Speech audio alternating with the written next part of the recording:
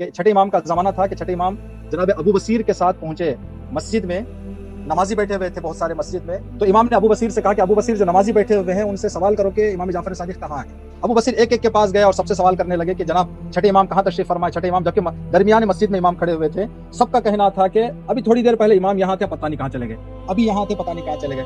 امام نے اپنی امامت کی طاقت سے امام اپنے آپ کو غائب کر لیا کہ وہاں کے لوگوں کی نگاہوں سے 25-30 لوگ جو نماز میں بیٹھے ہوئے تھے مسجد میں بیٹھے تھے, سب کا جواب یہی تھا کہ امام تھوڑی دیر پہلے یہاں تھے, اب کہاں ہے پتہ نہیں ہے.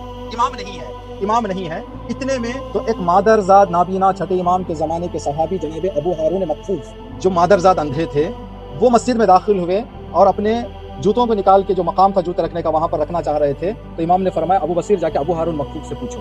جب ابو ہارون مکفوف کے پاس جا کے ابو بصیر نے سوال کیا تو ابو ہارون مکفوف نے کہا کہ میرے سامنے تشریف فرما ہے. اب ابو بصیر جیسے صحابی کے عقل پر جو ہے تھوڑی سی گھبراہٹ آ گئی ان کے ذہن میں کہ کیا بات ہے, جو آنکھ رکھنے والے ہیں وہ کہہ رہے تھے کہ نظر نہیں آ رہے ہیں, یہ جو اندھا ہے وہ کہہ رہا ہے کہ امام قریب ہے. جب چھٹے امام سے سوال کیا مولا اس کے پیچھے کیا مقصد ہے, کیا بتانا چاہ رہے ہیں آپ, تو امام نے فرمایا خود ابو ہارون سے پوچھو. تو ابو ہارون نے جواب دیا کہ ہو ہی نہیں سکتا کہ ہماری زندگی امام سے الگ ہو, ہم جہاں ہیں وہاں امام ہے.